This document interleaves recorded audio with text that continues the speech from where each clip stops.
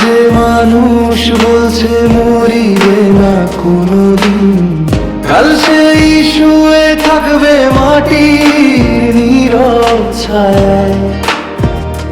ধন সম্পদ রূপ যৌবন কিছুই যাবে না সাথে, এক কাপড়ে বিদায় নিতে হবে একা সেই যাত্রায়।